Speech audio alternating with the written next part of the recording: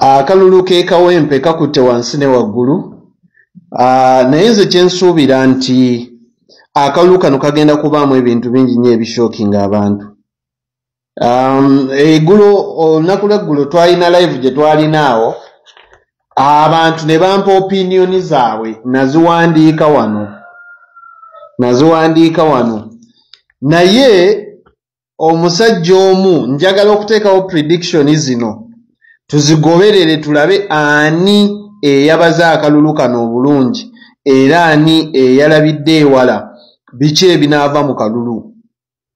Omusajja omu gwe bayita mindset, ku mukutu guno gwe bayita mindset vibes, yagambye akalulu kano kagenda kutambula bwe kati ng'atuwa bakandidate be abasatu abagenda okuwangula akalulu kano ak'e Kawempe North Constituency. Yagambye nti omukulu Luswa ng'ono yaliko PR w'omugenzi Muhammad Nsereko nti yajja okuwangula akalulu kano.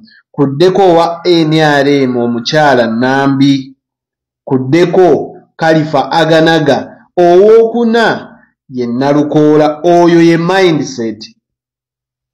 Ne tujja ku mukulu gwe bayita Lubowa. Omukulu Lubowa ono yakolerangako ku NBS naye kati era akyali mu NBS naye akolera Jjinja. Omukulu Lubowa ye n'atugamba nti Nalukoola yagenda okulya akalulu kano, Aganaga abeere wa kubiri, Luswa abeere wa kusatu, owookuna ndoza yowa NRM. Ne tujja ku omu ku bawuliriza bange ab'olulango gwe bayita Saalongo Rossi. Saalongo Rossi n'agamba Nalukoola namba emu, omukyala Nambi wa NRM namba 2, Luswa oyo yaliko omuyambi wa Sseggirinya namba 3.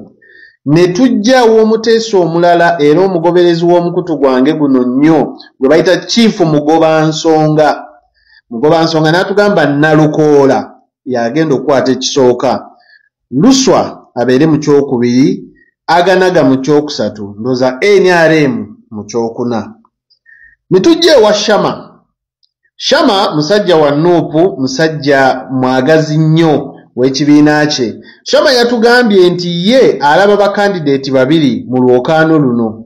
Alabamu oyo ali ku oppressed side ng'alaba ye Nalukoola, abalala bonna bali ku oppressors side. Era ye Shama n'agamba nti the oppressed side eya Nalukoola yejja okukulembera, ba oppressors bajja kubeera baakubiri. Ye yakomyawo yagambye temuli mu candidate wa kusatu, mulimu aba babiri.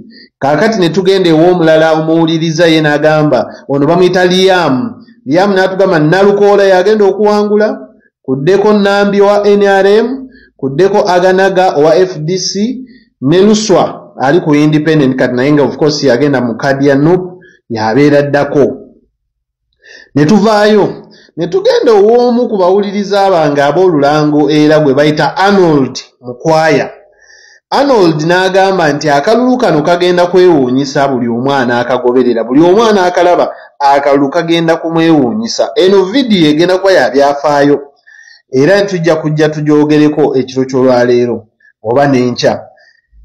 Arnold yagambye nti omukyala Nambi owa NRM yagenda okukulembera akalulu k'e Kawempe. Owookubiri ajja kubeera Luswa eyaliko omuyambi wa Honorable Sseggirinya. Owookusatu Nalukoola owa Nuupu ye yagambye ajja kubeera mu kifo kyakusatu. Ne tubeerako n'omu era omuwuliriza ate era producer omu ku abo mu bantu abaproducinga content wa TV asinga Yasini Kani n'atuwa prediction ye eyani agenda okuwangula akalulu n'agamba Luswa agenda kukwata ekifo ekisooka. Namba 2 abeere Nalukoola, namba 3 abeere omukyala Nambi wa NRM, namba 4 abeere Aganaga.